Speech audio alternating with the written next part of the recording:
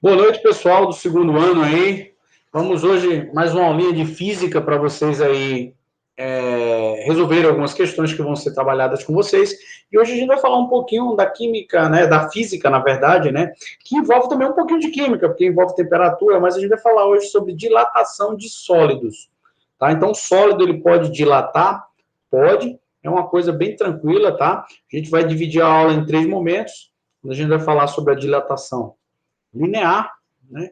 E hoje a gente vai falar um pouquinho de como essa dilatação linear a gente consegue calcular fisicamente e ter uma noção de como isso pode impactar a nossa vida, seja ela da construção civil, do nosso cotidiano, né? E é uma coisa muito comum os processos de dilatação. Quem é que nunca ouviu falar, essa porta antes fechava, hoje não fecha mais, ela não dilatou, então ela inchou, o pessoal usa o termo, né? Inchou, né? Deformou. Por quê? Porque a gente vai falar um pouquinho sobre essa estrutura, tá? Então, a gente vai trabalhar aqui, de um modo geral, a gente vai trabalhar aqui a representação aqui de uma dilatação específica, tá? Que é dilatação de sólidos. Então, por que às vezes, as coisas dilatam de um modo geral, né? Se você pegar um sólido, por exemplo, um sólido, ele tem as moléculas, todas elas próximas, tá? Muito próximas umas das outras. E essas moléculas próximazinhas umas das outras diminui muito o seu campo vibracional, né? Ou seja, ela vai vibrar muito pouco, né? Então, de um modo geral, o que a gente está fazendo aqui? A gente está pegando uma molécula, tá? Está aumentando, é lógico, né? A temperatura, né? Então, a gente aumenta aí, ó, a temperatura, tá? E, consequentemente, o que vai acontecer? Essa molécula ela vai começar a vibrar mais. Então, ela vai começando a vibrar, vai vibrar, vai vibrar, e você vai ter uma vibração aí muito grande. E essa vibração dessa molécula, né, porque ela vai vibrar porque você está aumentando aqui o seu grau de agitação. Então, essa molécula, ela está vibrando muito porque você está aumentando o grau de agitação dela. Tá? Do mesmo jeito, se você diminuir a temperatura, você diminuiria isso daí. Então, a gente pode ter vários corpos sólidos que vão se alterar. Por exemplo, eu posso ter aqui uma barra de ferro, por exemplo. Eu posso ter aqui uma barrazinha de ferro, e essa barra de ferro, eu posso alterar ela, ou seja, dilatar ela. Então, quando eu vou aquecer, por exemplo, se eu colocar ela no fogo, por exemplo, ela pode dilatar. Então, ela pode aumentar um pouquinho aqui, ó, o seu comprimento, né? Ou o seu corpo, que a gente chama unidimensional. Por isso que a gente fala de um termo chamado dilatação linear, tá? De um sólido. Então a gente vai ter isso daí, que seria, na verdade, um corpo unidimensional. Nesse caso, a gente teria a seguinte situação física, tá? Vamos supor que você tem aqui uma barra de ferro. Vou colocar aqui que é uma barra de ferro, tá? E essa barrinha de ferro, né, que eu vou pintar ela aqui de vermelho, essa barrinha de ferro, ela tá ali tranquila, normalzinho, sossegadinho. E ela tem um comprimento, né? Eu vou chamar aqui, ó,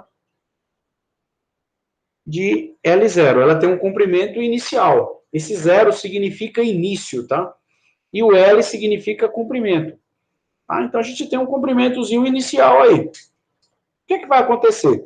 Vamos supor que você proporciona nela o quê? Um aquecimento. Então, você vai colocar aqui nela, ó, fogo. Então, você vai aquecer a danada, vai colocar fogo aí, seja ele no sol, por exemplo, vai aquecer uma questão solar, você pode colocar dentro de uma fogueira, pode colocar numa fornalha, pode colocar dentro de uma siderúrgica, a tendência desse ferro é ele dilatar. O que vai acontecer? Ele vai ter uma dilatação, então ele vai aumentar aqui, ó. Por que ele vai aumentar? Né? De um modo geral, o cara diz assim, ele aumentou, professor, por que ele aumentou? Ele vai aumentar, pessoal, por quê? Porque ele aumentou aqui o grau de agitação das moléculas. A gente viu que as moléculas vão se agitando, então ele vai empurrando a matéria e essa matéria ela vai se deslocando, tá? Então, o que a gente tem aqui agora? A gente tem uma dilatação. Aí, essa dilatação, se a gente observar aqui, ó, ela é uma dilatação que foi proporcionada com o quê aqui, ó? Com esse deslocamento da barra, que a gente vai chamar isso aqui agora, ó, de L, que é o comprimento que final. E aqui, esse espaçozinho que sobrou, que eu vou chamar de X aqui, tá?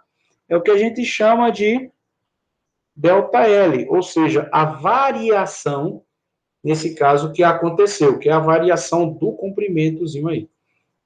Então, eu posso, na verdade, trabalhar uma equação matemática que eu vá trabalhar isso aí e observar quanto foi que dilatou. Então, de um modo geral, a gente pode calcular esse valor aqui de x, que foi o valor que variou.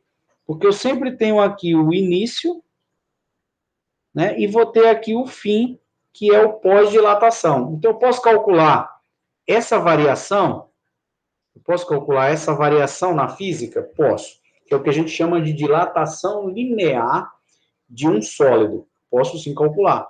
Então, eu vou só multiplicar aqui, ó, alfa vezes o comprimento inicial vezes a variação aí, ó, da temperatura.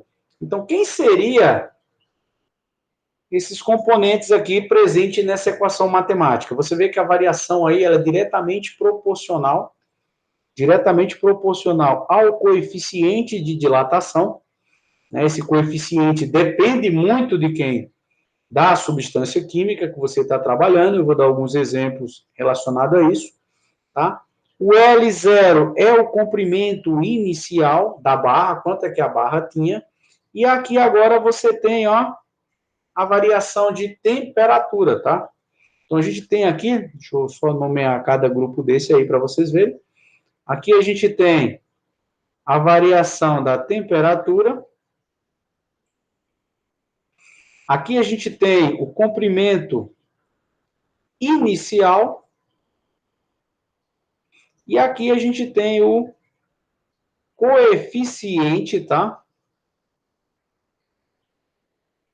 De dilatação.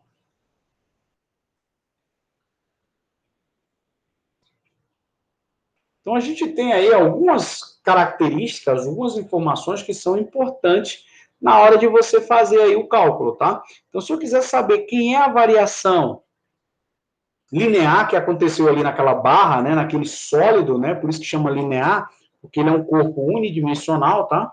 É diferente se fosse uma chapa, se fosse um volume, que a gente vai estudar isso. A gente vai trabalhar a dilatação linear, a superficial e a volumétrica. São 3 momentos que a gente vai trabalhar isso daí na física, tá? Então, de um modo geral, a variação aí dessa dilataçãozinha aí, é só você pegar o coeficiente, tá, de dilatação, que isso é dado no problema, multiplicar, é diretamente proporcional, né? Você multiplica pela quantidade, pelo tamanho da barra inicial, e multiplica pela variação da temperatura. Ah, passou de 10 para 20, então variou 10 graus. Então, multiplica aí por 10, tá? Então, a gente teria essa relação matemática para que você consiga trabalhar isso daí. Uma coisa importante é que você diz, e esse alfa? Esse alfa, ele é dado, tá? No problema. Então, cada elemento químico vai ter o seu valor. Por exemplo, se você pegar aqui o zinco, por exemplo, vamos falar aqui do elemento químico zinco, que é o símbolo do zinco é assim, ó. O zinco, se você observar, tem tabelado, é lógico que vocês vão ter acesso a isso nos problemas, né? O valor é dado nisso aí.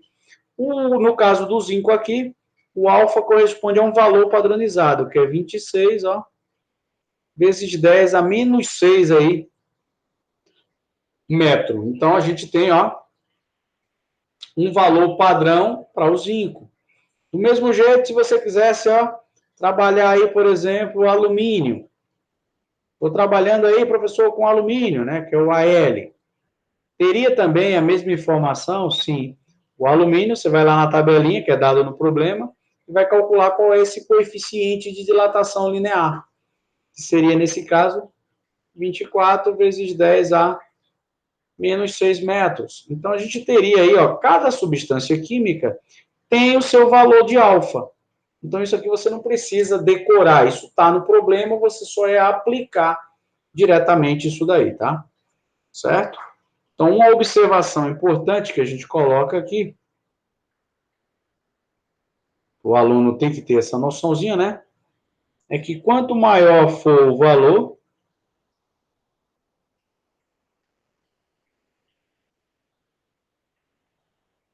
do coeficiente, por exemplo, consequentemente, maior será a capacidade